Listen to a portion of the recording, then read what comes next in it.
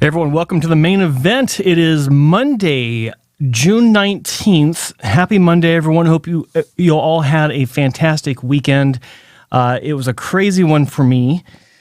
Lots of stuff going on because I am not alone in this world. I do have a significant other that also has things going on, and we were dealing with those things. It was all good. Just very tedious. Lots of stuff involved. And gosh, what else is going on? Horrible weather out. I hate rain, especially in the summer when it's cold. That's about it. Not a whole lot. Not really anything to discuss in the world of hair loss and hair restoration. The cure didn't come out over the weekend. There wasn't any sort of great development as far as a clinic or a doctor finding the holy grail of perfect donor management and restoring a full head of hair on a Norwood 7. So it's business as usual, and it does lead into the topic of today's episode. But before I get into that, I will remind everyone that this is YouTube, and I could really appreciate the likes for this and every episode of the main event, and of course all my videos I put out, but also subscribing. I've been seeing an uptake in my subscribers, which is nice. I do monitor that from time to time, about once a week, and it's growing. It's nice, and it's because of people like you that are watching this show, especially those of you that are in the chat room right now that are basically here every day, and I really appreciate you. I've said it before, but I'm going to keep saying it because it's the least I can do. You guys keep coming back and asking great questions and participating in the chat room and helping others, which is always fantastic to see.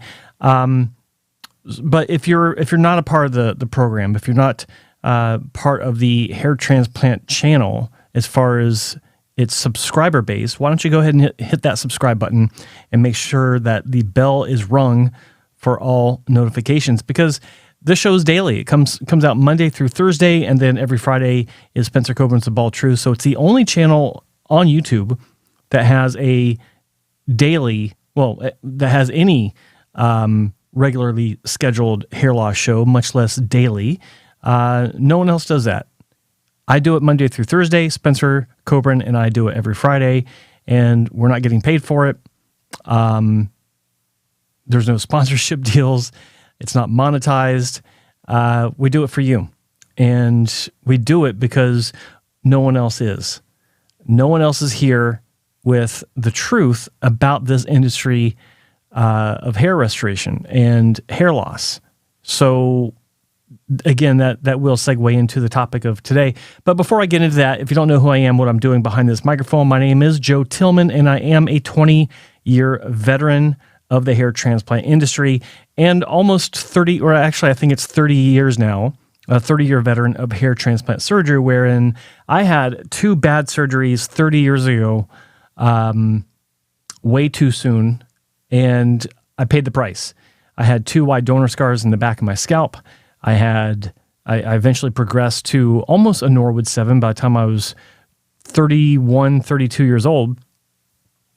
And I had bad hair transplant work in the front of my scalp as the only thing that showed for it. So got in the industry after I became a repair patient, a successful repair patient. And here I am today. I've worked in the industry. I worked in clinic for 11 years with a couple of the top clinics in the world.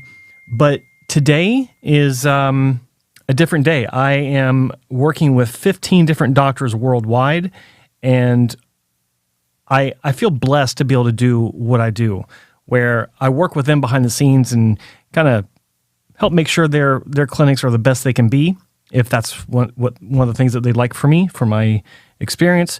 But I talk about them right here on YouTube, and I show you guys why I think they're worth considering. So I just had a message. That's good. So... Oh, and it reminds me, when I say a successful repair patient, I get to have different hairstyles, and I kind of change things up a little bit today. You guys tell me in the chat room what you think. I'm not doing the poof up front or throughout the top. It's more of a traditional, safe style. Let's switch camera angles here. A little bit more subdued. What do you guys think? Does it work, or should I go back to the other style? Can't even see what you guys are saying. What are you guys saying? Yeah.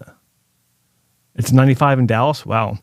Anyway, so, okay. Thanks, guys. It looks better. Well, I wouldn't know about that, but yeah, I appreciate the comments. All right. So today's episode, the hair transplant industrial complex. I borrowed that term.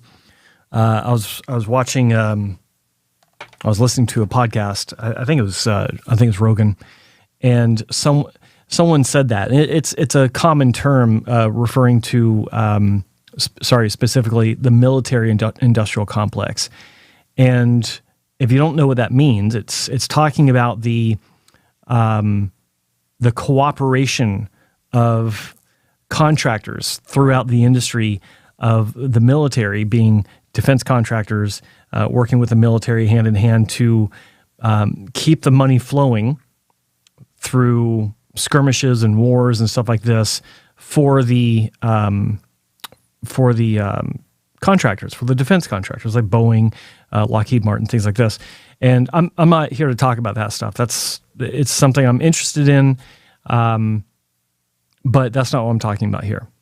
That's just for context. What I'm talking about is the hair transplant industry and the way that I can't say the powers that be, because there are no real powers that be in the hair transplant industry as far as any specific persons. There is an organization that likes to think that they're in control of the industry, and there are people at the top of this organization that think that they're dictating the direction of this industry. They don't realize they're powerless in how this industry moves forward, but that's a separate story.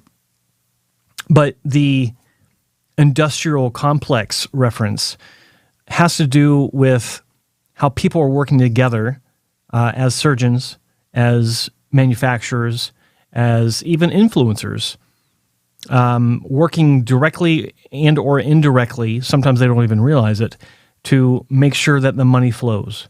And unfortunately, it is at the expense of you and your well-being, your mental health, sometimes your physical health, depending on how the surgery turns out. Even moves into the realm of the pharmaceutical section of the industry. And I'm not talking about big pharma or anything like that. It's not quite that big or that deep, but how people are promoting pharmaceuticals such as finasteride, topical finasteride, oral minoxidil, things that they can get their hands involved in because of compounding pharmacies, the advent of the big medications becoming generic, which means that it's fair game. Anyone and everyone can get involved in it. So this reaches many levels of how it affects you. And the reason why I'm talking about this is because I was looking at, or someone asked me a question about a particular doctor, and they sent me a link to a forum where a doctor was presenting his work, and people chime in as they do. You know, it's very predictable now. And I looked at the doctor, and I actually know the doctor. And I don't work with the doctor, but I do know the doctor. And I've met him. We've had conversations. We chat on I forgot which platform, WhatsApp or something like that, I think. And I noticed that he's not a member of this website. So I thought, oh, okay, well, what's going on? And long story short, I looked at what was going on, and I realized, oh, he was invited to post by the forum itself. He was invited to post to share his results. And the way it works is they're invited to post because supposedly people have been talking about you, and it would be a good idea for you to share your work and potentially become a part of the community. So I noticed, I looked at every time they posted over the past few months, and the people that run the forum are usually one of the first ones to respond. And of course, they're responding favorably. Wow, looks great, or fantastic. Wow, it's so dense, or, insert compliment here. They've said it. And it's all a farce. It is all a facade designed to look like it's just some random doctor sharing the results, and wow, they're so good. Maybe we should invite them to be a part of the group where money is changing hands, where there is a sponsorship fee. So there is no there's nothing that's unplanned about this.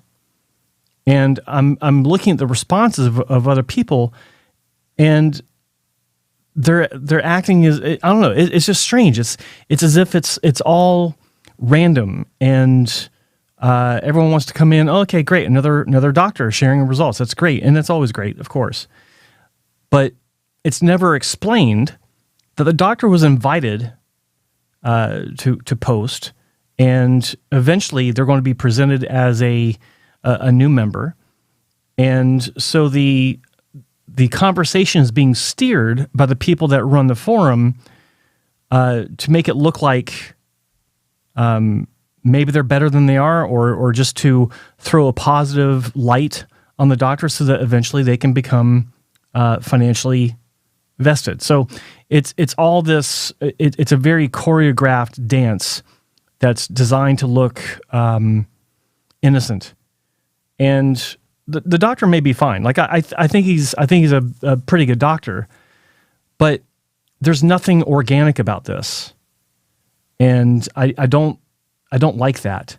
It's just one small piece of the way that you are being duped, that you're being misled, and I don't like it. Another way is when doctors are promoting a medication that they're involved with making, and their only claim for you is that it's the cheapest one you'll find. I think that's ridiculous. It's pandering to you, the hair loss consumer, and everyone wants to save a buck. I understand that. But when you're dealing with these generic medications, if you're a follower of this channel, you know that there is no consistency from one generic to the next, and you don't know what generic they're using for their medication, for their topical or their oral or whatever it is that they're selling. Making patients perform for a free hair transplant. And what I mean by perform, I mean for your enjoyment, for your interest. So you'll click on a YouTube video that is monetized, so you can look at the monkeys performing for their dinner, the circus animals performing for a treat. That's what I equate this to. And to see people not winning a contest because of something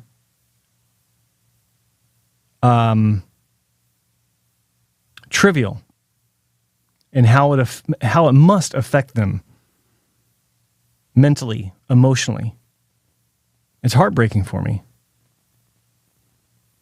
So today I have a disdain for this industry I work in. I've talked about this before. I think last week I was talking about how I'm very fortunate to be in this industry, and I am. And I do love what I do. I do love dealing with this industry. I'm constantly thinking. I was talking to my wife the other day. I actually had to stop what I was doing because I had to write a note in my phone because I had an idea about something I want to do. And it had to do with this industry. So I'm always thinking about things, maybe how to make something better or something new I can deliver for you guys here on the Hair Transplant channel or on my website or both. But yeah, today I'm not so thankful about the industry just because I see the way that you are being manipulated. You not being specifically my subscribers that are with me every day, because you seem to be a bit more educated than the average bear, and I appreciate that. You guys have been listening. You guys are sharp, and it's nice to have you on board. But the average consumer, the ones that don't come here every day, or the ones that don't watch The Bald Truth, or read my website, or the other great websites out there, they're doomed. They're doomed. They really are, because there's a better way, and they don't realize it. And the industry, getting to the top of the heap, the industry of hair restoration is dominated by not the good guys. Not when I say the good guys, I mean the better clinics that have experience, really know what they're doing, believe in doing the right thing for you.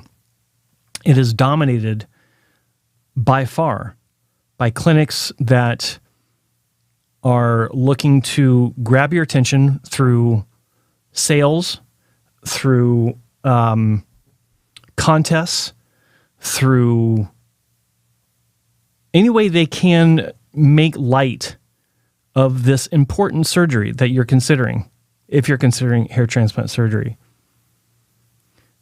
They're the problem. And they're all doing the same thing.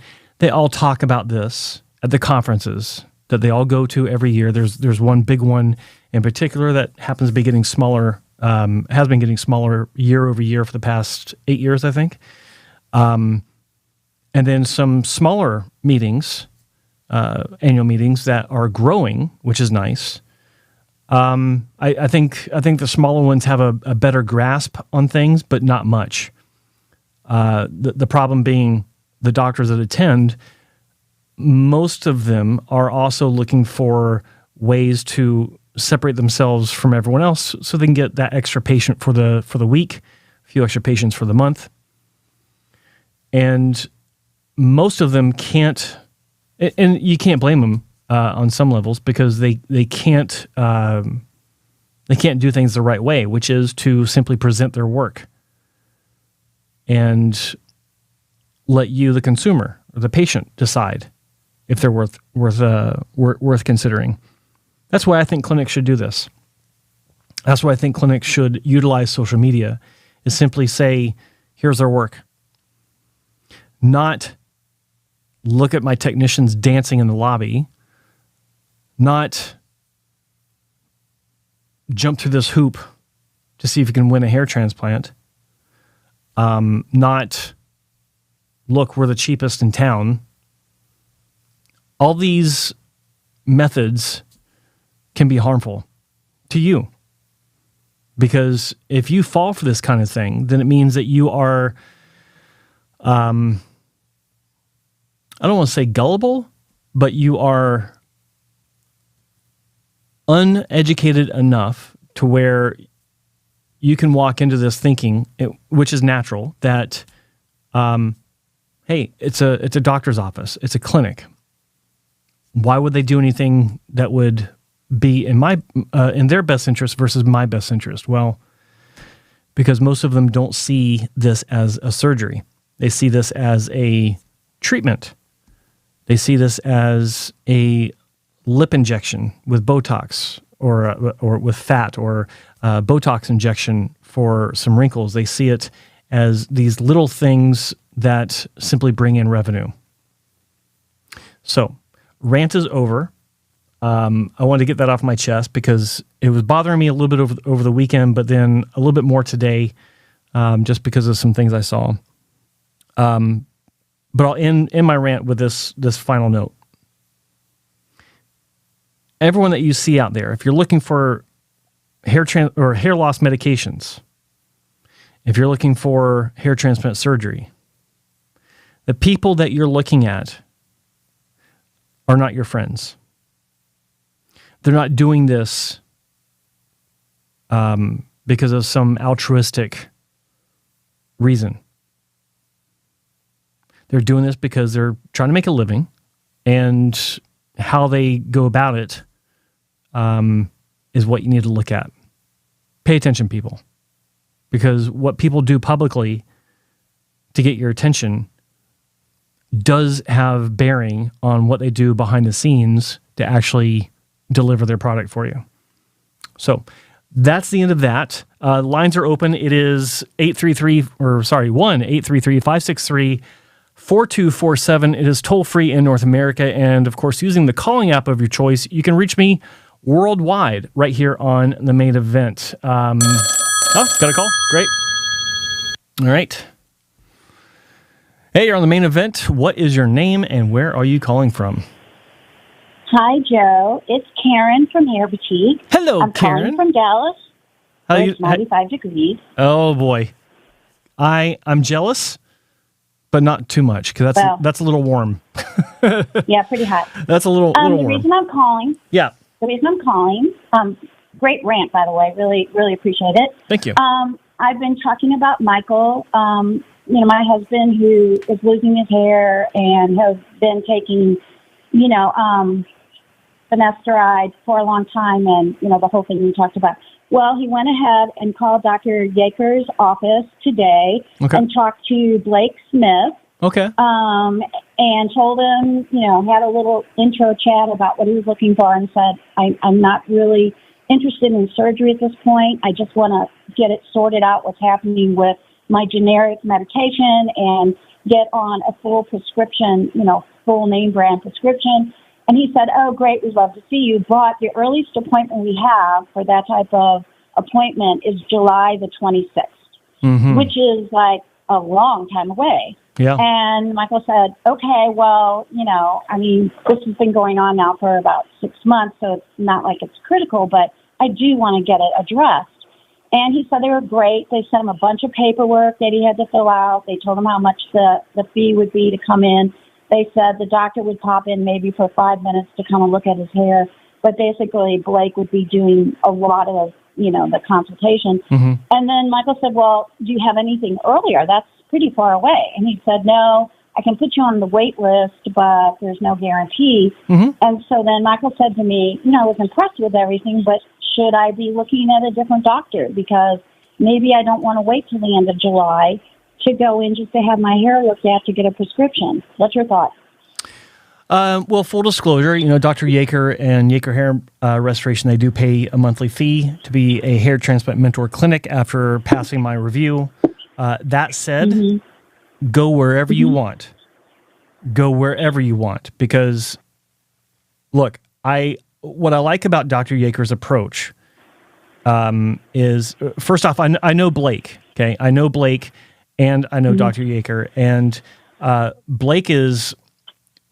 I won't go into how good of a guy he is because that's irrelevant. He is a good guy, but what's important to know about Blake is he's sincere, and he does want to make sure that that there's an education that's presented in with a perception or from the perspective of Yeager Hair Restoration. Now, with that being said, if July 26th or whatever the date was is too far, then there's nothing to say that you can't go there some other time. If you want to learn more about Yeager Hair Restoration, or if you want to try one of the products that they offer. But in the meantime, if you want to do a name brand prescription, any doctor can write that prescription. Any doctor. Maybe. No. He's already called. No, they can. The question is, will they? That's two separate things. Okay. They can write it for a name brand prescription. The question is, will they? If they won't, then there must be a very strange reason why. because there's no reason that I'm aware of why a doctor would not write a prescription for a name brand medication. If they're insisting on a generic, it doesn't make any sense. Well, he did call his regular doctor, who said, I'm not really a dermatologist. I don't really specialize in that. And I don't really like to get into those type of scripts. I don't really like to prescribe those kind of medications. I recommend you go to a specialist. Mm-hmm. And Michael said, well, I'm trying, but the earliest I can go is at the end of July. Maybe that's not unreasonable. I mean, I just thought, well, he doesn't want a hair transplant, and he was clear. Yeah. He's like, I just want medication to start. Maybe down the road, if you guys think there's some things that can be done, I'm open to it. Mm-hmm. But right now, I just want to deal with this problem I'm having with the medication I've been taking for 20 years. And, it's not like I'm complaining. I mean, he said to me, wow, that's a really long time to wait. And I said, well, he's pretty well known. He does really incredible work. He's highly recommended by Joe and Spencer, I guess, maybe Spencer, but I know he's part of your doctors. Mm-hmm. And I said, maybe he's just so popular that every type of, visit, whether it's just for medication versus surgery, is going to be a long wait. Maybe that's it.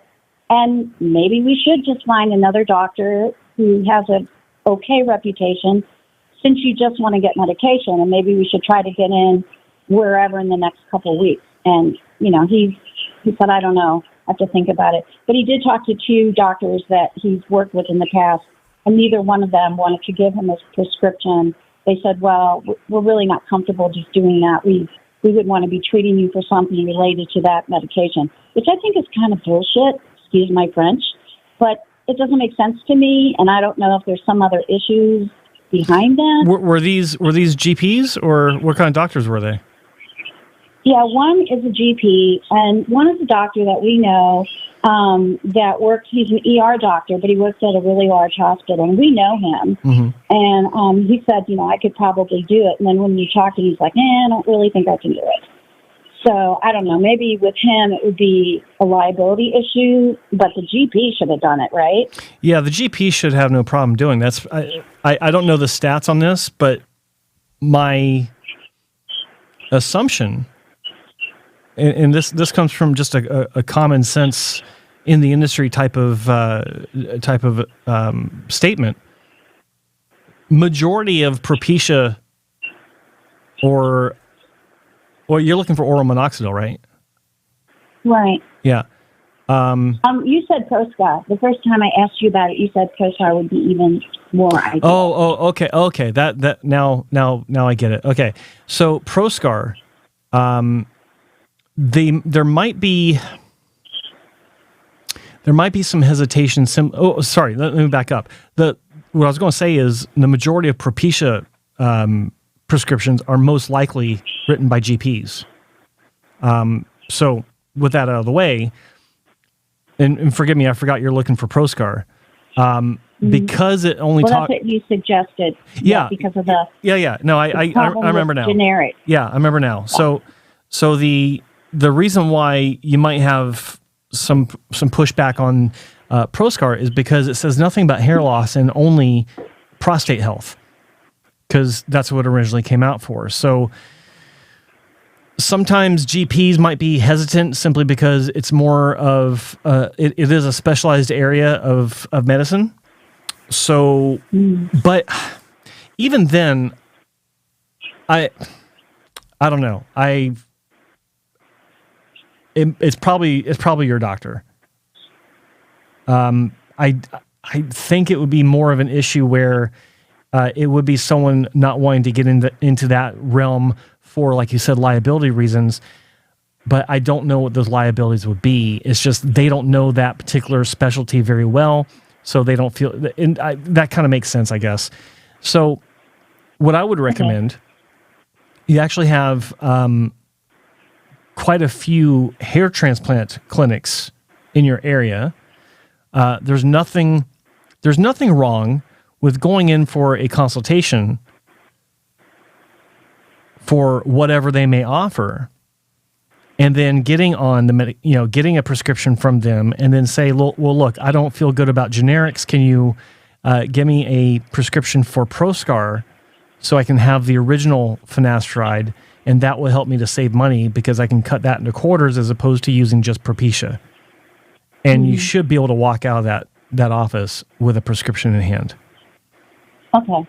So maybe try to get somebody else. And I don't think he's going to cancel his appointment, even though it's in July, because after I told him, that you spoke highly of the practice, and we've done some online research. I mean, actually, a lot of the doctors that everybody in the chat room talks about sound really amazing, but they're not in Dallas, and just for prescription, I don't think it makes sense to hop on a plane just to go see a doctor for a prescription, right? No.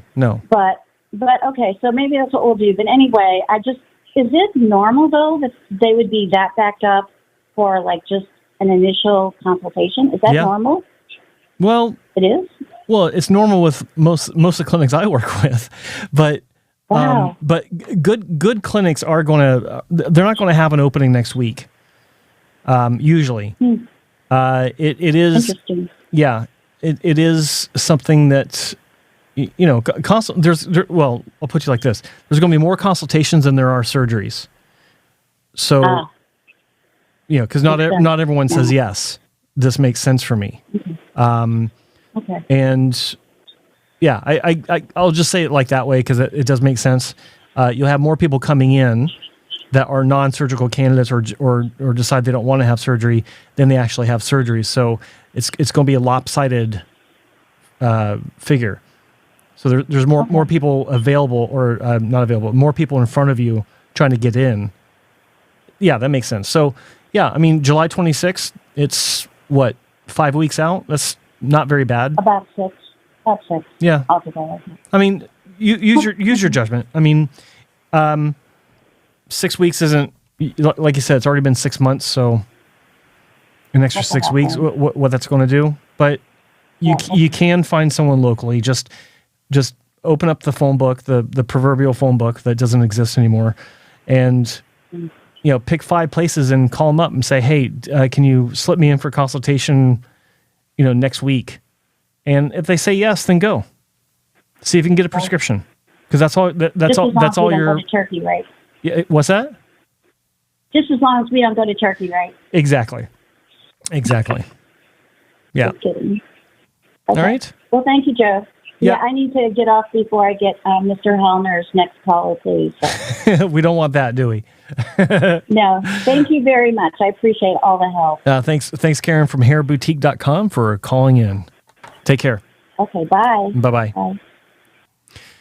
Toll free 1-833-563-4247. It is toll free North America and free using a calling app of your choice worldwide. Give me a call and let's talk about hair loss. Let's talk about hair restoration. In the meantime, before I get another phone call, let's look at the chat room and see what's going on. Everyone, thanks for joining me and for keeping this chat room active. You guys are always having great conversations. Got a call? Okay. I'll take a call over at chatting today. Hey, you're on the main event. What's your name and where are you calling from? Hi, this is Jim from Peoria. Hello, Jim from Peoria. How are you? I'm good, thanks.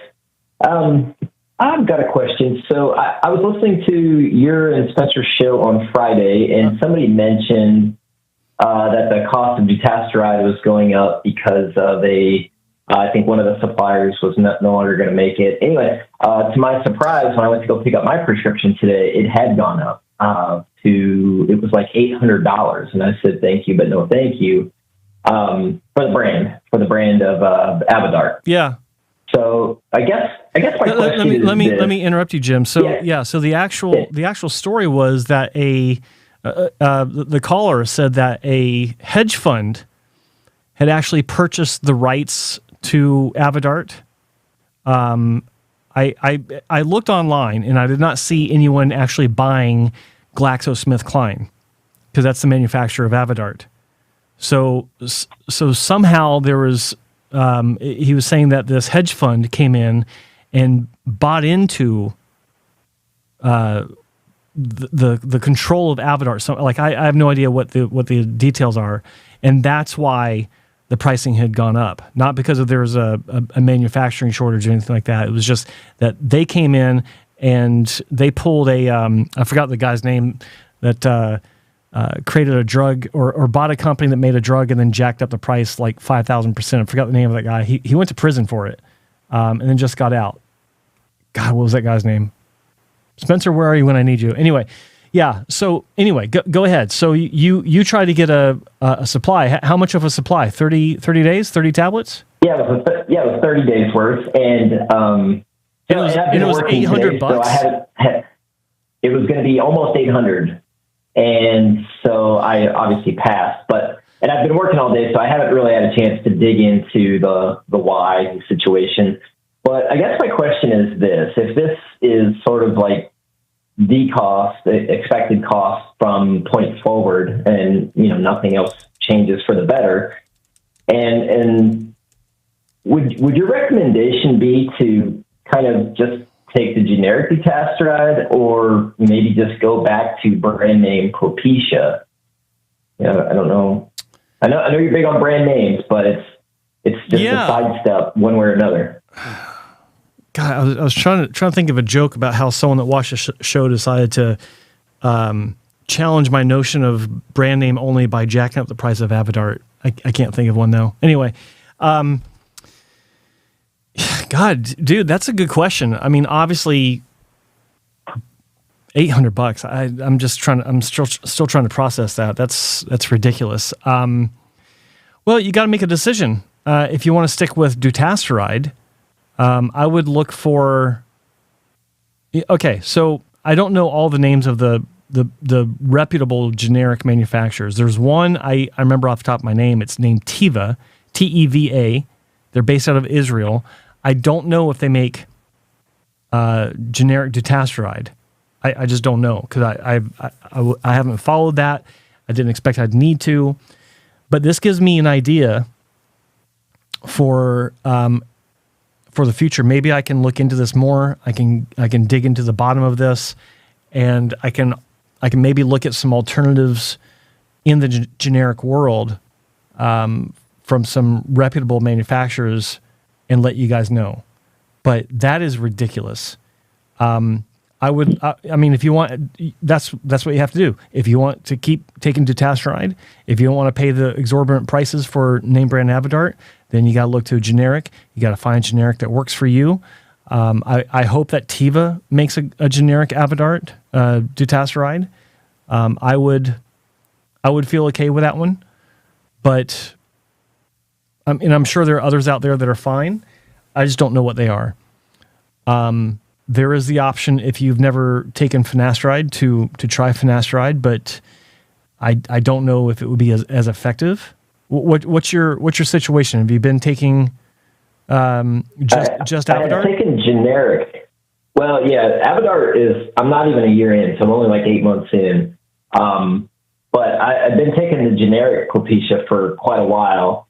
And when I felt like it wasn't working properly, I was on the fence whether or not I was going to go to brands, because I think my pharmacy had changed who they were getting the generics from. So it was probably just not a very good generic version of Propecia. So I ended up just going over to the Avodart instead of brand name Propecia. So I've actually never tried brand Propecia, just the generic. Okay. And it worked well for like 7 or 8 years. I mean, so a long time. I felt like it was working well, and then it just wasn't. Yeah. And with this brand dutasteride, it's really just too hard to tell. I'm just looking. Sorry, I'm just looking up if I can see something online before you jump off here. About the pricing, I saw something about it being like 500 and something for 30 day supply. I don't see anything about the price increase recently.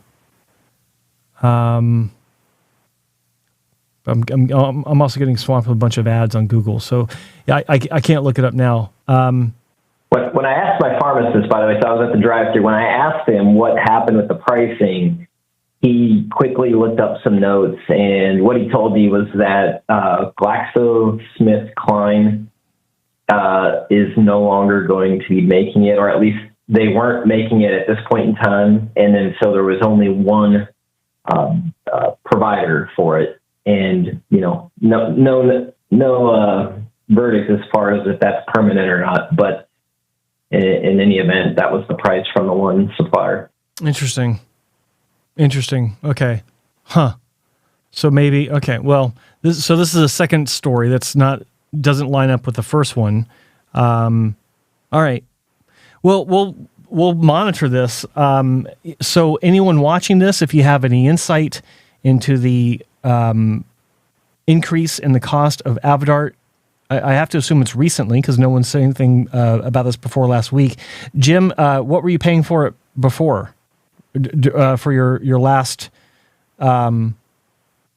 purchase of Avodart? Or sorry, were you using Avodart or name brand? Or generic? I was, and oh gosh, good question. I don't remember. It was still pretty expensive. I mean, it was still like in the neighborhood of, I think, two-ish.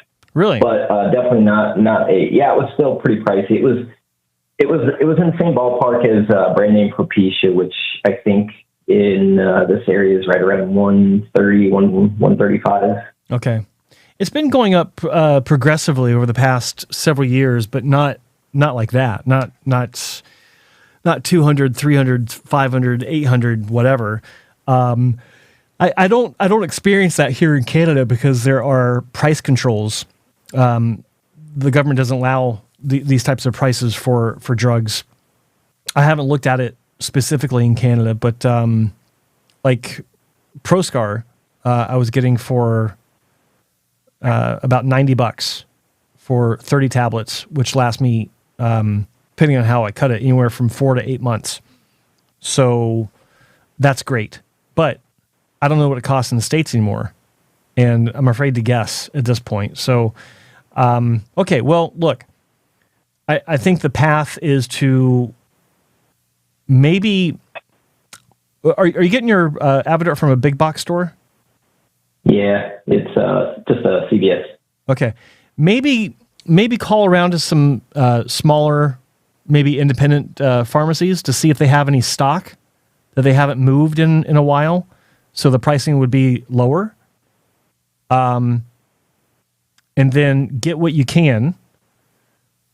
See if your doctor will write you a prescription for 90 capsules or tablet capsules. I think they're capsules, so you can have a supply that will last you for a while, and reap the savings, and then use that time while you're using the name brand to find a good generic. Okay. Yeah, good idea. When I say find a good generic, I'm thinking to myself, how the hell are you going to find a good generic? Like, just do some research online. I think the best thing to do is to find maybe anyone that manufactures in the States or North America, or maybe just, I don't know, just not try to avoid China if you can. Just, and I know a lot of generics come from China. There's nothing against China, but I mean, there's a lot of drugs that we take are manufactured in China, but you want to just find a source or a location of manufacturer in a place that you trust, and then look at the company, right. See if there's any complaints about them for. I'm just pulling this off the top of my head. See if there's any complaints for quality assurance. Just look in the company, see if there's any red flags, and go from there. That's all you can do. That's what I'm actually going to do, because this is concerning for me. I don't use Avodart right now, but I want to learn about this. So I'm glad you called in to give your experience with this. I have a follow-up question too. So let's say that I don't really see like a generic that I feel too good about, and I decide to go over to brand name finasteride. Mm-hmm. And you always hear the phrase, well, you're going to induce a shed. You're right. It shows that the medication is working. It's going to induce a shed. So if you were to sort of progressively, like make the switch simultaneously and then slowly progress up, does that sort of, I don't know if it eliminate the shed, but at least minimize the shed?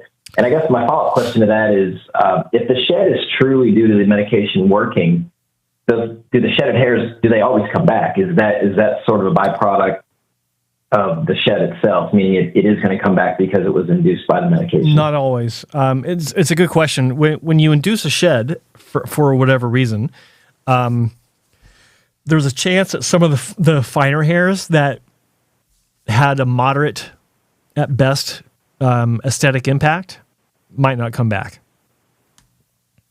I've seen that happen. Usually, I'll put it to you like this. Usually, if you have a shed due to a quality medication that you've begun, the hair that you are reaping an aesthetic benefit from should come back. Okay. If they're small, insignificant hairs, probably not, but they don't really have any sort of aesthetic impact to begin with. That's the general rule of thumb that I have for any type of shock loss. It can be from surgical shock loss. It can be medical shock loss. If it's a small hair already, if it's already greatly miniaturized, it might not come back. But is that the end of the world? Probably not, because it doesn't really have an aesthetic value, if that makes sense. Yeah, no, it does. It does.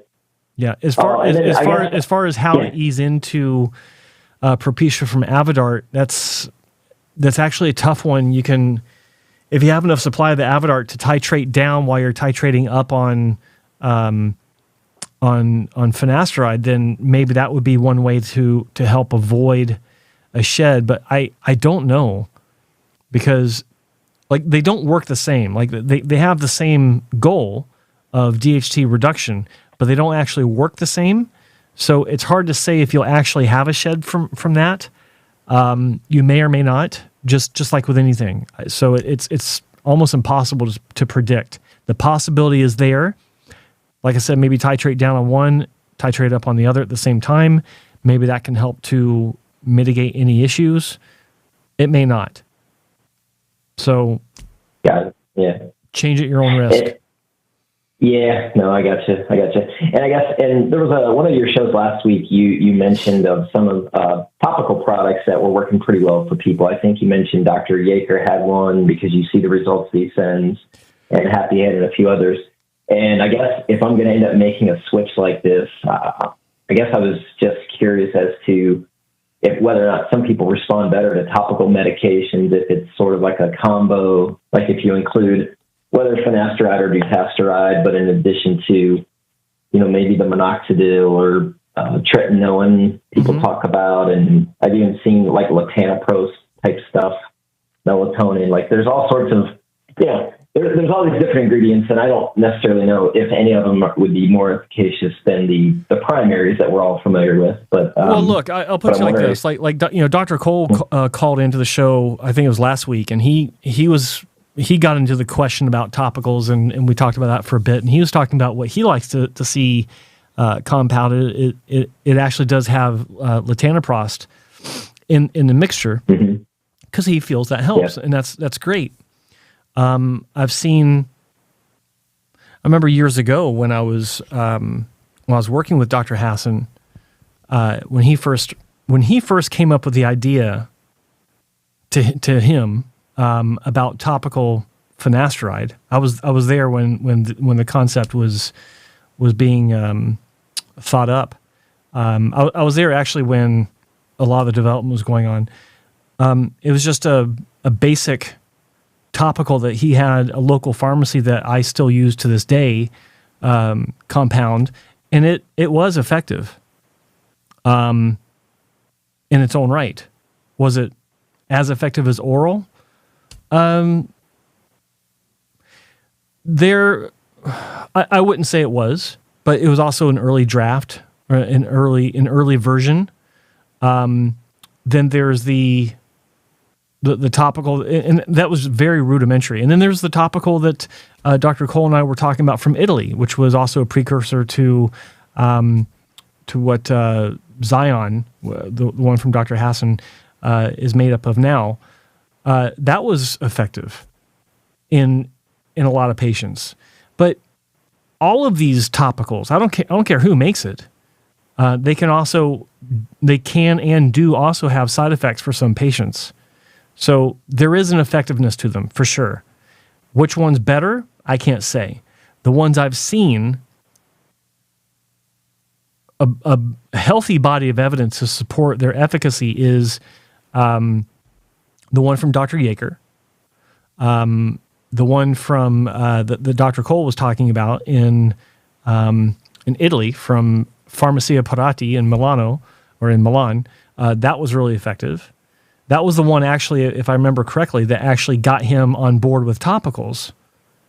Happy Head by Dr. Bainham in LA. That looks like it's a good one too. The key is to have a healthy dosage that is above and beyond what you'd get with oral. In other words, it takes more topically because of the way of because of how it absorbs than if you take it orally. So you need more in the topical solution just to get enough in to be absorbed, if that makes sense. That's basically, I think that's the common denominator for all the good ones out there, is you have a higher dosage of finasteride. I could be wrong, but if I recall, I remember seeing that as being a common denominator for these formulations. Yeah. Okay. Very good. All right. Well, that's. I don't have any questions. Any other questions? But I appreciate your time again. Thanks, Joe. Yeah. Thanks for calling in, Jim from Peoria. Okay. All right. Line is open. 1-833-563-4247. It's toll free in North America and worldwide using the calling app of your choice. Let's go to the chat room. Looks like, let's see, to know about Propecia. Yeah, you guys are talking about the medications. Don't see any questions. Yeah, it looks like, yeah, you guys are talking about the Avodart thing. That's interesting. I need to look into that and maybe talk to some people I know that might have a lead on that. Yeah, I don't see any questions in the chat room. Oh, here we go. Milk drinker. It can always just depend on milk drinker for a question. Joe, have you considered that the miniaturized hairs that don't grow back after shock loss may have been on their final anagen cycle? Anyway, yes, I have. Hey, you're on the main event. What's your name and where are you calling from? Robert from Berwyn. Robert from where? Berwyn, Illinois. Oh, hey, how you doing, Robert? I'm doing fine, thanks, Joe. I just want to make a quick comment. Could be a question.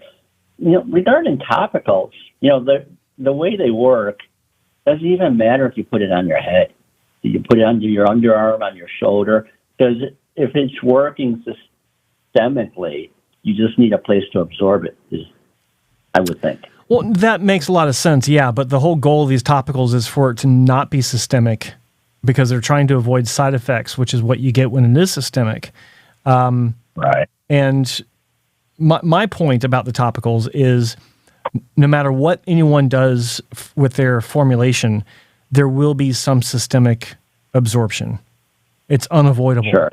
Like every brand I can't say every brand out there, but every brand that is being advertised, how can I put this? Every brand that's being advertised nationally, I believe I can say that. I've talked to people, or I've seen people talking about their side effects from that topical application. I don't think it's a bad thing. Like, I mean, it is what it is. I expected this from the beginning. From 15 years ago, I expected there to not be a perfect application for medication without at least some people having adverse side effects. That's just the nature of the business. There is you can't have your cake and eat it too, at least not yet. We're hoping for it, and hopefully it's chocolate. But you could apply it anywhere, and it'll go systemic, but not enough to cause any sort of desired effect. So that's why you have to stick it on your head or rub it into your head. Yeah. Yeah, but I'm just thinking, whether it's topical finasteride or topical minoxidil, they're using higher levels, but isn't it really? I mean, you're lowering DHT not because it's topically on your hair follicle, because basically it's absorbing in your body and lowering your level, I would think. Yeah, but let me put it like this: you need more in a topical solution because a lot of it gets wasted on your scalp. Right. So some of it, if you have a higher concentration, then the amount that actually gets through, in turn, also is a higher concentration. So the idea is that you put enough on, then enough will get through to actually do what you want it to do. The rest of it dries up and acts as a styling agent, or gets blown away, or evaporates, whatever. With the alcohol, but I get it. But in a sense, you're putting more on, hoping that some of it will go systemic and make it through your derma and your scalp. Well, when we say going systemic, we're meaning it getting into the bloodstream and going to other parts of the body. Topically, you don't want it to go systemic, but some will, and that's where the side effects are coming. But most of it is remaining in the dermal tissue and not getting into the vessels and capillaries. It's getting just deep enough, about 4 or 5 millimeters, to actually affect the follicle alone, and not much else. Oh, okay. So it would, in other words, it would stop the DHT before it gets into the follicle, because it's just kind of soaking. In a manner of speaking, yes. That's a good way of putting it. Yes. All right. Okay. Well, that makes me understand it better. Well, good. Appreciate it. That's what I'm here for. All right. Okay. Thanks for calling, my friend. Thank you. Take care. Bye-bye. Okay. Bye. That was a good call. Again, line is open, toll-free, 1-833-563-4247. Again, toll-free North America, and using the calling app of your choice worldwide. Steve G says, Joe Tillman, does Keep sell a good generic finasteride? I don't know. I've had people call in the show and talk about it, and they've not really said anything one way or the other. Someone was saying, I'm not going to mention it. I know who it was. I just don't want to mention it on this show.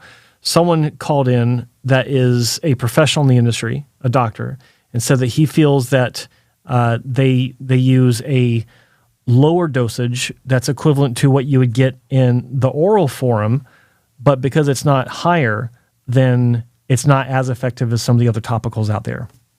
His words, not mine, but it makes sense. Joe, how many GPs will refuse people dutasteride? In my experience, most. I'm not talking about hair transplant surgeons. I'm talking about just GPs. Most will not prescribe dutasteride simply because they're afraid of it. They don't know what it is. They see prostate. It's not their field. It's not their specialty.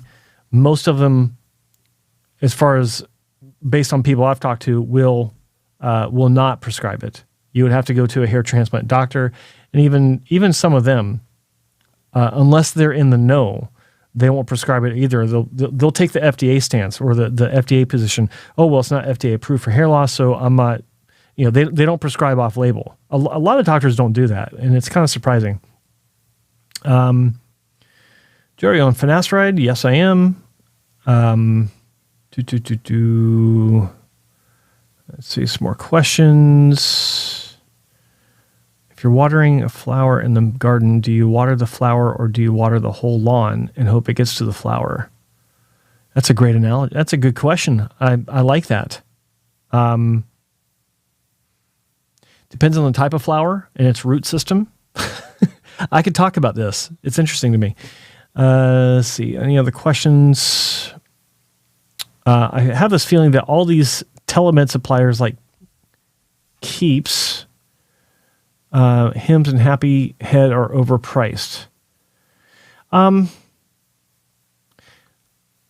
it depends on what you want. because, and I say that because like anyone can, get some finasteride powder, slap it together with some basic ingredients for topical delivery and bottle it and sell it for $20. Because if they're selling it in volume, then who's to say that that's not possible? But some of these companies really put a lot of time into their R&D, and they put a lot of time into their, for better or for worse, the packaging, the marketing, things like that.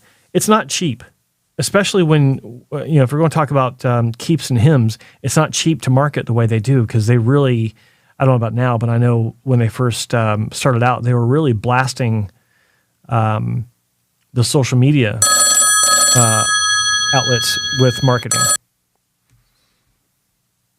Hey, you're on the main event. What's your name? Where are you calling from? Hey, Joe, it's Lauren from Los Angeles. How are you? I'm good, Lauren. How are you? I'm great. You gave me some great advice the last time I spoke to you. Thank you. I've got a question again. Mm-hmm. We're talking about topical applications. I went on the Happy Head website, and there are several different concoctions. Which one do you think is best? I can't answer that, my friend. The reason being is I've not spent any real time looking at the different variations that they offer. You're welcome to tell me about them. I can give you my initial impressions. Well, some of them have minoxidil. Some of them have dutasteride. Mm-hmm. Let's see. One is topical finasteride and minoxidil. One is topical dutasteride and minoxidil. One is finasteride, dutasteride, and minoxidil. And one is topical spironolactone and minoxidil. That's for women. So, right. Yeah, sorry. Nice. So there are just three. Yeah. Okay.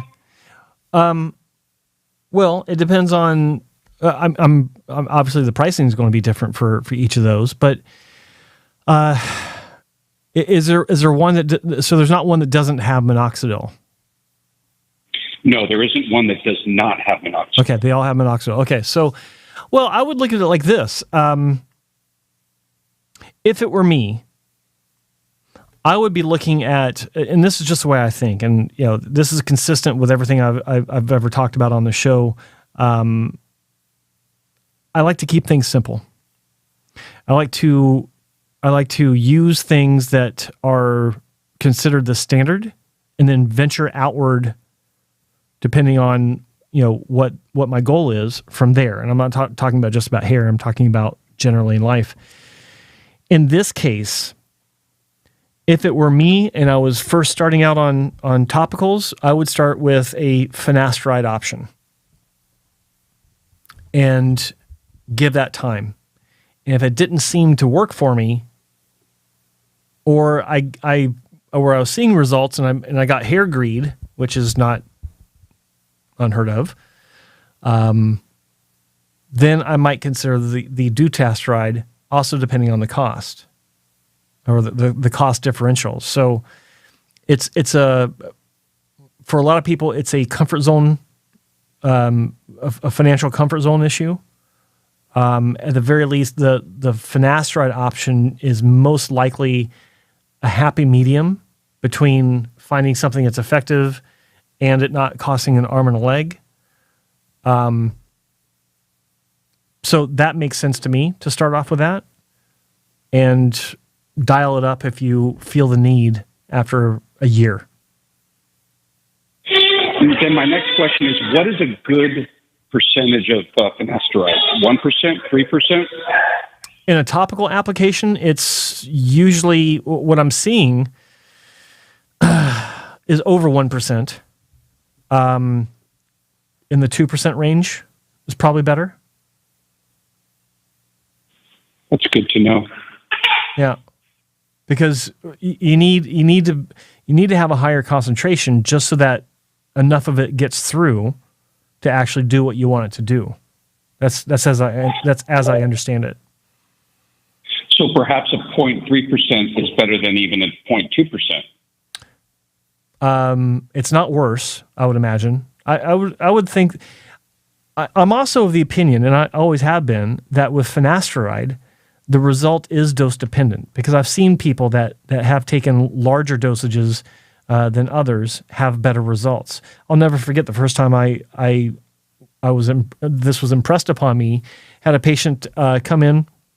He had already been taking 5 milligram Proscar every day for like 10 years. He was one of those people that got in on that train early in the mid 90s when finasteride was found out to be to help with hair loss. And when Avodart first hit the scene, being popular in around 2005, 2006, he was prescribed Avodart. Said, you don't need to take, sorry, I take that back. He was taking 5 milligram Proscar, and the doctor said, you don't need to take the full 5 milligram. That's more than you need for hair. That's for prostate health. You can back it down to a milligram or 1.25 milligram by cutting that pill, and you'll be fine. 6 months later, he's losing his shit because he lost his hair. Why? Because it was dose dependent for him.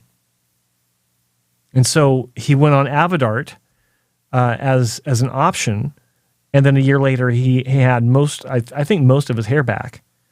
So it was a very educational situation for me and the doctor. It's like, well, I'll be damned. This is dose dependent, or at least it was for this patient. And I'd seen evidence since then that helps me to continue that belief. And it was also dodged a major bullet for the clinic too, because that guy could have been furious and dragged the doctor through the mud publicly because of it. Which, I mean, you can't really blame the doctor because he didn't know either. But it would not have been a good look. I'll just put it to you like that. But yeah. I do believe it is dose dependent. So yeah, if you got a 0.3, then it's probably better than a 0.2. Next question. How do you know? Do you have experience with Happy Head? Tell me your experience and why you think that's a good option for a topical application. Because I've been talking to people, and they don't bring it up. I just happen to ask them, well, what are you using? And I've had several people tell me Happy Head. I'm like, really? And one of the first questions I ask is, why? Like, was the name attractive to you? Did you like the name? What? Because I hear Happy Head, I'm like, I'm not crazy about the name. I'm kind of torn on the name, actually. Like, I can understand it, but then it's like, maybe there's a reason behind it. Like, it gets your attention. Like, it made me think. So maybe that's why it's called that, because it does make you think.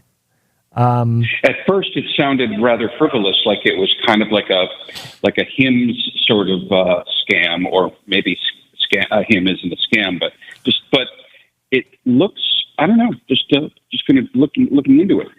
Yeah, well, like I said, I've had people that I've been talking to behind the scenes that are reach out to ask for my opinion, or if they want to talk about something that they're going through, or surgery, whatever. I'm always asking people, are they taking finasteride? And what's funny is, anytime they're taking Happy Head, I don't know if it's every time, but they don't tell me, yes, I'm taking finasteride. They say, yeah, I'm taking Happy Head, or yeah, Happy Head. It's like, really? So I get more people telling me the specific brand name that they're taking, as opposed to, oh yeah, I'm using, like, I have very few people tell me I'm using HIMS or Keeps, unless I ask them specifically, is it topical, and if so, which one? With Happy Head, it's like, oh yeah, I'm just asking about, are you taking finasteride? Yeah, I take Happy Head. Oh, okay, all right. I don't know why. It's just the way it is. So that's my experience with it. I've had more than a handful of people tell me that they're using it and they like it. Do you suggest doing topical and a oral, or either one, both? No, I'm not a believer in mixing things up unless you've been using one for a while, and you want to explore other alternatives for maximizing the benefits that you can get. I'm not a fan of combining oral and topical of finasteride or dutasteride, or even minoxidil for that matter, because I like simplicity. Again, I like keeping it simple. I don't like mixing things up. I don't like the potential to forget things.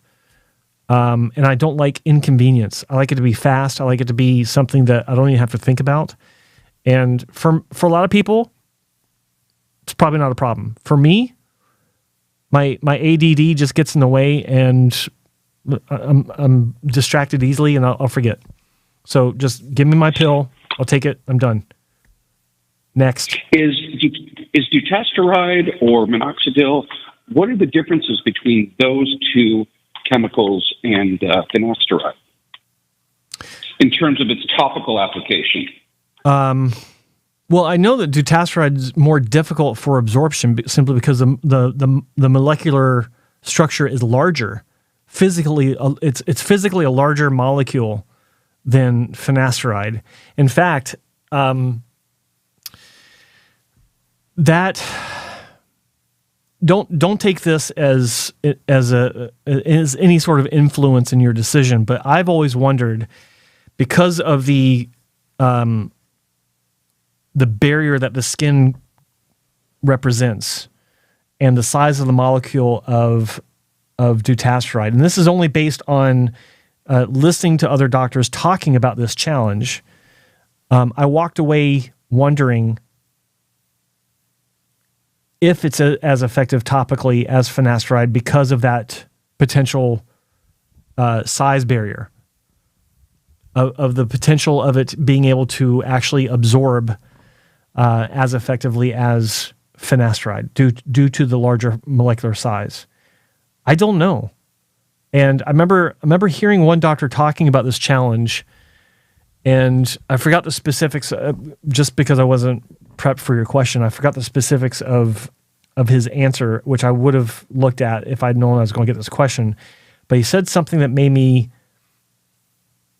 think that his solution was contradictory, or that his claim was contradictory to the challenge that he was saying that he overcame with this issue. So I wish I could remember the specifics of it. I got it. It was a while ago when I heard him saying this. But as far as the topical application, that is the big difference. Is the size of the molecule of dutasteride is larger than the one for finasteride. Therefore, the absorption is more difficult unless there's been something created to specifically address that. I don't know the details of that for each formulation, for each brand, so I can't comment on that. It's something that they would have to address for you. Do you know if Happy Head, those are generics or those are name brands? They're all generics. How do you feel about that? I've always had a question about that, and that's the thing. I do believe that if you're, this is okay. So I know. I don't know about Happy Head, where they're sourcing their generics. I do want to find out, and I will find out. I can say that with another formulation from Dallas, which is from Dr. Yeager's clinic, he is sourcing his finasteride. He doesn't do a dutasteride formulation right now. He's got finasteride. I do know he's sourcing his generic ingredients from U.S. manufacturers. That's one reason why it's not dirt cheap. It is fairly pricey for a topical, what is that price? What is that price? Do you know? I don't know.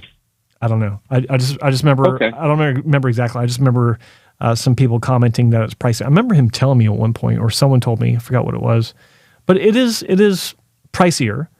I don't feel. What was it? I'm trying to remember. Sorry. I don't want to say because I'm probably wrong, but I remember thinking it's not unreasonable, considering that I know for a fact I've seen too many examples of the efficacy. I know it works for a lot of people, so that's not in question for me. And if I were to switch over to a topical, that would be one I would seriously consider. Happy Head, I know the doctor behind it. I've known him for a while. I think he's a good guy. I just haven't talked to him about this, so I don't know where he's getting it.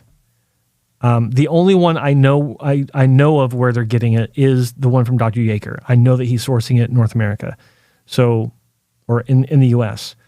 Anyone else? I have no idea.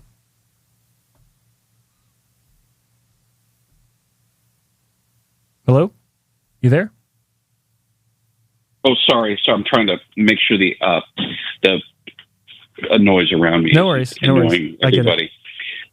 Now, sometimes, I think most times these are compounded within the United States. But even if they're compounded within the United States, does that mean it's good? In other words, you can compound in the United States, but get your ingredients from China? Yes, no, maybe? Well, yes, you can, but I'm talking about the ingredients used in the actual compounding of the final product. That's what I'm talking about. I'm talking about the source ingredients. Yeah. So, here's the thing. What I can tell you about generics. All generics worldwide, if they're sold in the United States, they are overseen by the FDA. The challenge with that is if they're manufactured in country X outside of the United States, while they may be regulated by the FDA if they want to sell into the United States, it doesn't mean that the FDA has the ability to regulate them at the source like they do in the US. Meaning, if they're, or when they're going to the manufacturing facility of whatever company in country X to review their procedures, review their protocols, inspect the facilities as they do in the US, it's a big announcement. It's a big plan. So maybe it gives that place time to maybe up their standards for a bit. Okay, let's do a little bit of extra time scrubbing in between batches. Let's make sure that everyone's coming in and adhering to these higher protocols that we need to set up. No slacking. Maybe a little bit more effort to be a better quality from stem to stern when these people are here, and then once they're gone, then we can relax a bit more. That's all I'm saying. Yeah, that's understood. And there's like, what was it, 60 Minutes or 2020? One of these news shows looked into this, and that's where I originally got some of this. Like, I'm not like, this isn't just coming from guesswork. Like this is where I originally got some of this, and then I did my own digging, talking to people in the industry that confirmed, yeah. FDA regulated when there's sufficient warning and heads up that they're coming, and then it's back to business, which may or may not be up to our standards. But in the U.S., if it's being made in the U.S., it's inspection anytime that they want. They come in, they do their thing, they leave. They could come back the following week. They could come back a month later, and it's not nearly as formal, from what I understand, as it is if they were to hop a plane and fly halfway around the world to a different facility. So, yeah. And to be honest with you, does this actually mean anything in the end? I don't know. But I do know that there are different standards of quality in different areas of the world where, in country X, they may actually think, we are very proud of what we do here, and that's fine, but it doesn't mean it's good enough. And even in the States, it doesn't mean it's consistently good. to the standard that they originally set out, they being the manufacturer of the product. And that falls under the tried and true and undeniable old adage, shit happens. People are involved. There's going to be inconsistencies somewhere, somehow, sometime. It's just life. We're all susceptible to it. We all are guilty of it. But when you're talking about something like this, you want to eliminate the possibility of inconsistencies as much as possible. How do you do that? Well, you look to the basics of where, how, who, when, all these questions about the product. And if you feel better about certain standards than others, then you can feel better about the product. I hope that made sense. Oh, absolutely, 100%. I'm sure that some of us don't have a very good feeling about the FDA currently based on the last couple of years, but I definitely agree with you that that's your analysis of it is right on. Well, and to be fair, it's like you look at, like I mentioned, Teva before. They're in Israel. I have no connection to them. I don't know anyone that works for them. I just know that a lot of people that I've known in the past that have taken generics and they're happy with the generic, they have seen an actual improvement in their hair, or they've seen a cessation of loss of their hair by using Teva. They're happy with it. It's like, okay, I can feel comfortable about that one. I can feel comfortable about what they're doing with their product. No name or some strange name generic that I've never heard of, and it's changing constantly at the pharmacy. It's like, who knows? I don't know. I don't know of any particular brand that is specifically bad. I just don't know. But what I do know is, Teva works, Original works. There's a couple other brand names that slip my mind that make generics. So it's just a common sense thing for me, or what I think should be common sense. Just look at it, sensibly, break it down to its basic components, and make your evaluation. That's what I try to do. Great points. Thank you so much, sir. As always, my pleasure. Thank you. Have a good day. Bye-bye. You too, Lauren. Bye-bye. I like his calls. He's very to the point. He's got great questions. Toll free 1-833-563-4247. Got a good show going on today. Appreciate everyone's calls. Appreciate everyone's comments in the chat room. And I don't see enough likes. What's going on here, people? Only 23 likes. I think there should be more. Guys, hit me up. Let's see. Before the next caller, see if there's any questions. Yes, Karen in the chat room, hairboutique.com, Martin Screlly. That's his name. Thank you. Thank you for looking that up.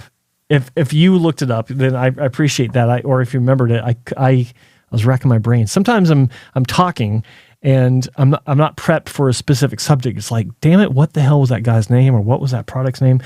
And I don't have time to look it up. So I appreciate that. FSK. Yes. Thank you, FSK, my boy. Let's see. Oral plus topical equals kitchen sink. Yeah, pretty much. Let's see. And yes, no name says, or no head. Sorry, what was the name of that guy? Let's see. Username is no name. So he questions, Happy Head uses generic. All of them use generic. All of them. If there is a manufacturer of a topical finasteride or dutasteride that contacts me and says, no, we're actually paying for the name brand stuff and or we're getting the base product before it's packaged or whatever from the original manufacturer, I would be shocked. And I will come online and I'll tell everyone, these guys are using the real stuff, not the generic stuff. I'd be happy to do that. I don't think anyone will tell me that, but I could be wrong. Like, I don't know all these companies. Even the ones I do know, I don't know exactly where they're getting it from. I do know where one's getting it from. I don't know where the other ones are. So yeah. see, in September 2015, Scarlett was widely criticized when Turing obtained the manufacturing. That's the name of his company for an anti-parasitic drug, Daraprim, and raised its price by. I was close. I said 5,000%. It's 5,455%. Yeah, from $1,350 per pill to $750 per pill, which is.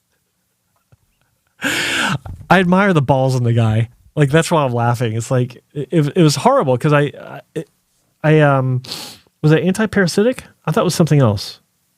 I thought it was something more necessary. But regardless, I laugh because it's like the cojones on this guy. He needs a wheelbarrow just to carry him around. Insert FSK's comment here.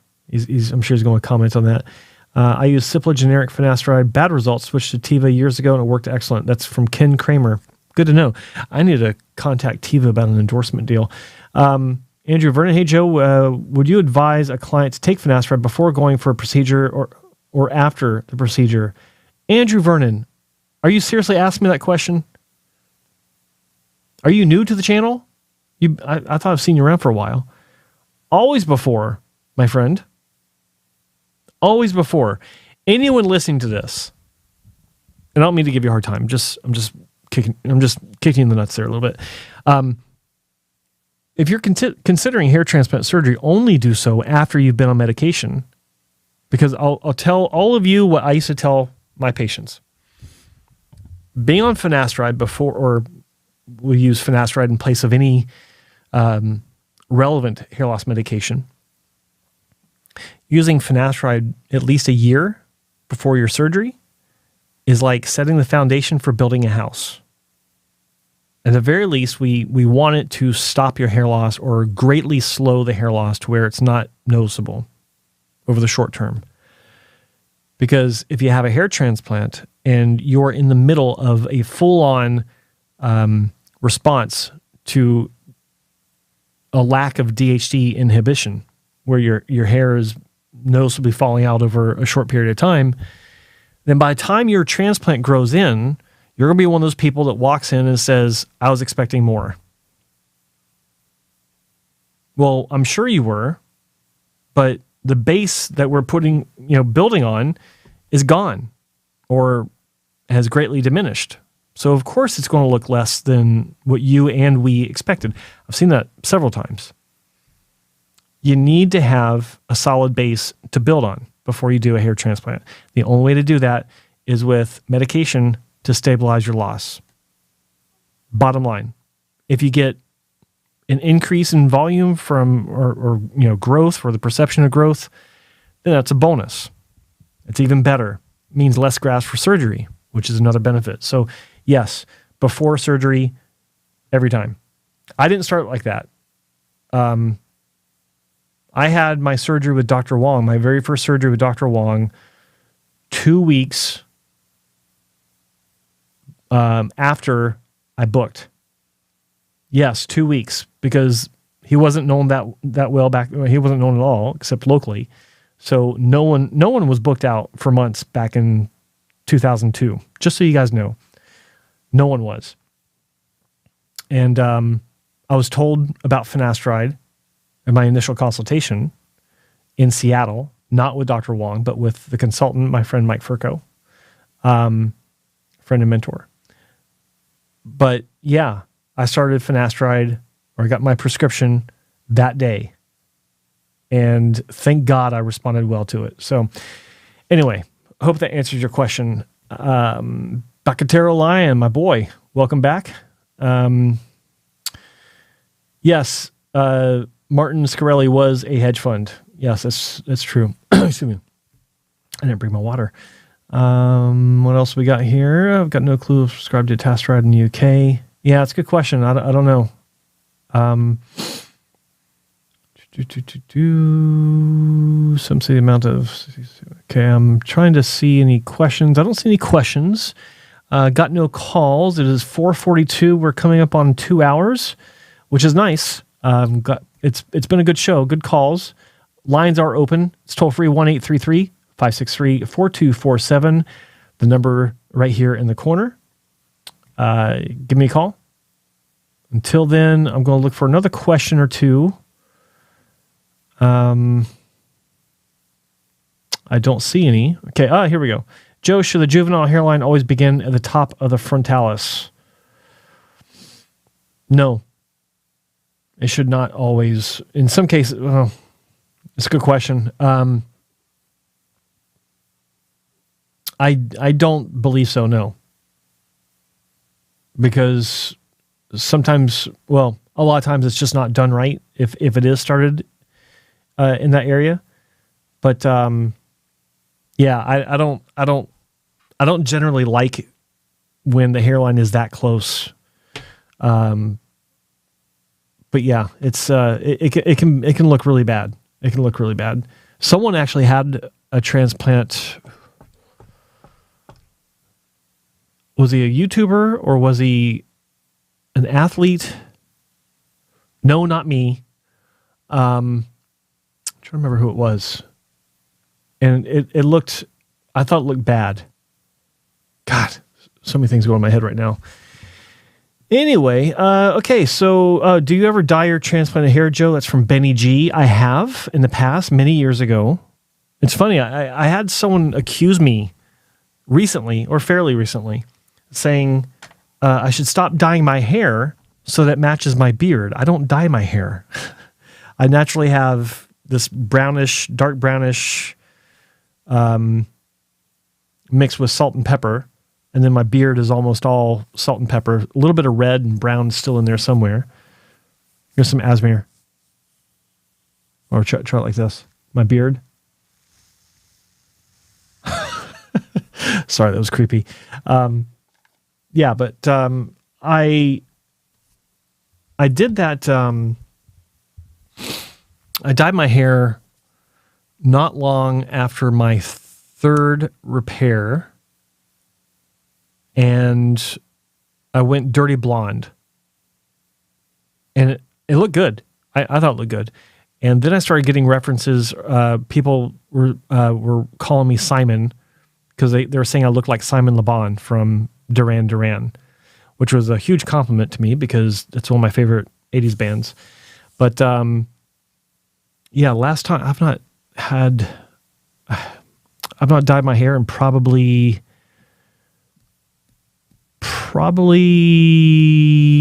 14 years, close to 15 years it's been. So I thought about it actually recently, but then it's the beard thing. I remember that comment. It's like, yeah, I don't want to, maybe I'll dye the beard.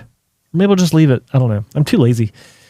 Let's see. Hair looks great, Joe. Thank you. Thank you, Karen. I appreciate it. Yeah. And yeah, it's different today. I'm doing the, look at my camera feed. Yeah, it's a lot flatter. I kind of like it. Okay, got an international call. Who's this calling internationally? Who is this calling the main event? What's your name? Where are you calling from? Yeah, hello. Hello. Yeah, hey, this is Jacob from Sweden. Hello, Jacob from Sweden. How are you? I'm good. How are you? I'm fantastic. Joe? Yeah, thanks for calling. Great. What can I help you with? Thank you. Yeah, I was just wondering. I have a question regarding finasteride. Sure. I started taking it like 4 weeks ago on 0.5 milligrams like every other day. Okay. And the thing is, I have experienced like this water semen thing. Mm-hmm.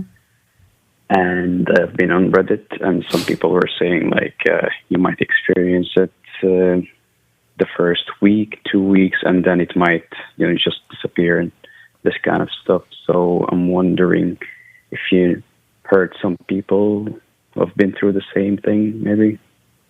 Yeah, it's not that common, but it's not like when I hear about it, it's not unusual. I've never been in a position where it's like, oh, that's concerning. No, it's not concerning at all.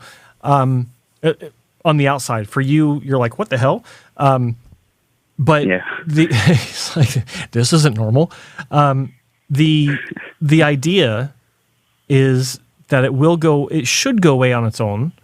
And in my experience, it's not like the first few weeks and then it goes away. It's usually, anytime I've dealt with someone that has any sort of side effect like that, or any sort of sexual side effect from, actually any side effect from finasteride, I've usually told them to, you can obviously back off if you want to see if that changes things. I wouldn't advise quitting. I'm not a doctor, but I would not advise quitting. I would recommend either consider going to twice a week. You're doing it every other day, is it? And I always have to ask this. When you say every other day, is it Monday, Wednesday, Friday, Sunday, Tuesday, Thursday, Saturday, Monday? Is it like that, or is it just Monday, Wednesday, Friday? No, exactly like one day yes, one day no, one day yes, one day no. Okay, so you got that consistent through the weekend on the right weekend. Okay, I get it. So yes. So maybe consider, instead of maybe consider a regimented schedule of twice weekly, Mondays and Thursdays. So it's a nice even distribution through the week, or maintain and give it a couple of months and push through it, because that, in my experience, is the amount of time it takes for these kinds of side effects to improve. And it may not be 100% improvement. Who knows? Maybe in 3 months you'll start shooting ropes. Maybe not. I don't know. But it usually, if it rectifies, it takes a few months, not a couple of weeks. I understand. As even since when you start, because as I started it, and it gave me a little bit of shedding, in these 4 weeks, and I've read, as I mentioned, like in Reddit, that it's a normal thing that happens. It's a temporary thing. So I thought as well, like I would jump on oral minoxidil, or is it too early to just mix things up? How long have you been taking it? 4 weeks right now. Yeah, don't even consider, in my view, don't even consider adding anything at this point, because last thing you want to do is dilute the problem. You want to be able to focus in on what you're doing, what it's doing to you. You don't want to introduce any other variables that you can't be sure of. And I recommend that even if you weren't having side effects, because if you introduce minoxidil of any form or anything at this point, and a year from now you've got, you're super happy with your result, but you want to stop taking one of them, you don't know which one to stop, because you don't know if one's working and one's not, or if both are working. You have no clue. So you need to. Yeah. I would recommend. Again, I'm not a doctor, but I would recommend sticking with finasteride for a year. See, if you can tolerate it, at the end of that year, evaluate, how you feel, how you look, all that good stuff.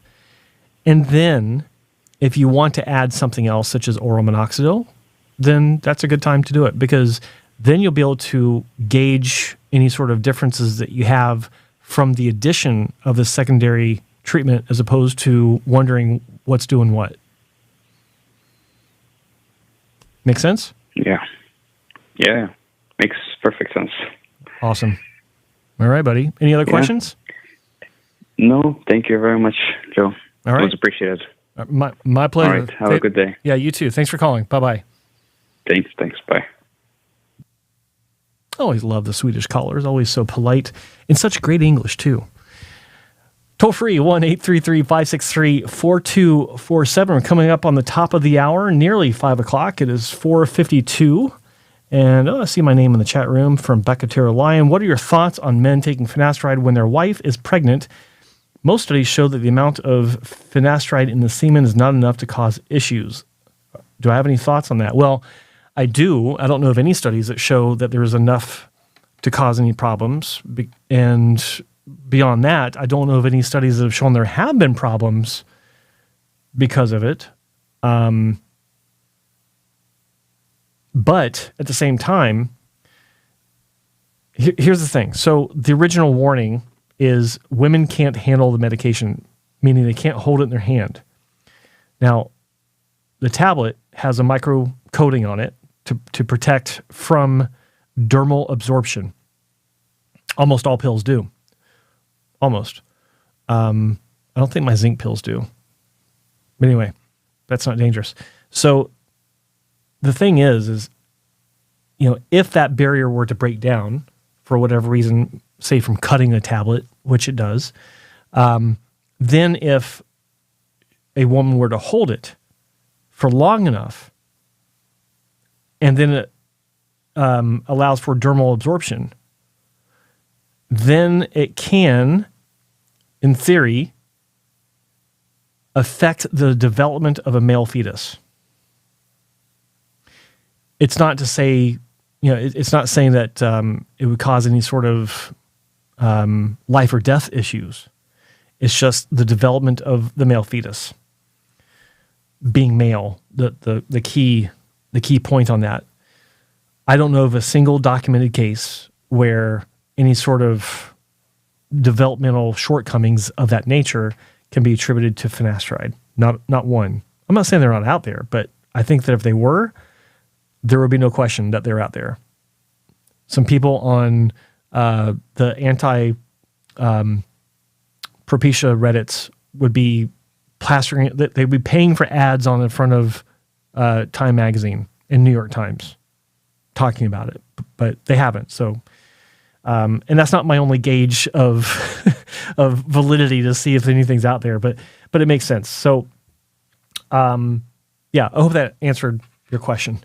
And by the way, if I were in that position, I'd probably stop taking it myself.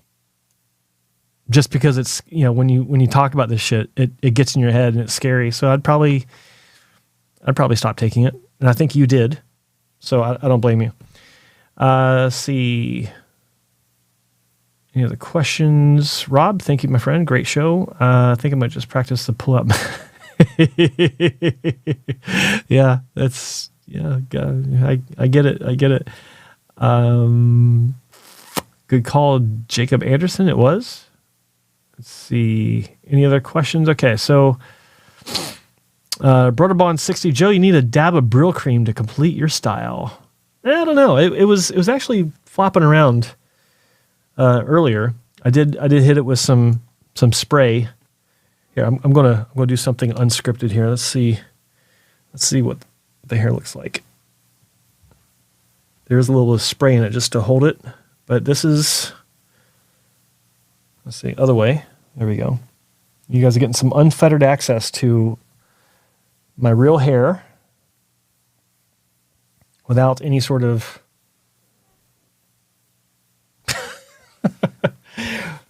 there we go. So then I do that, and then we're back. See? Isn't that easy? All right, so it's basically 5 o'clock, so I'm going to wrap things up.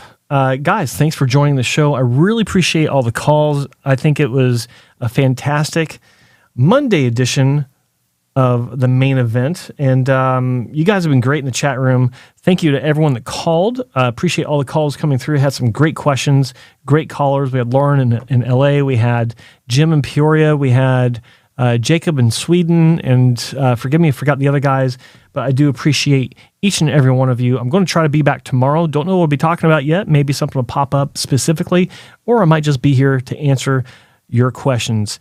Guys, thanks for calling. Thanks for watching, and good night.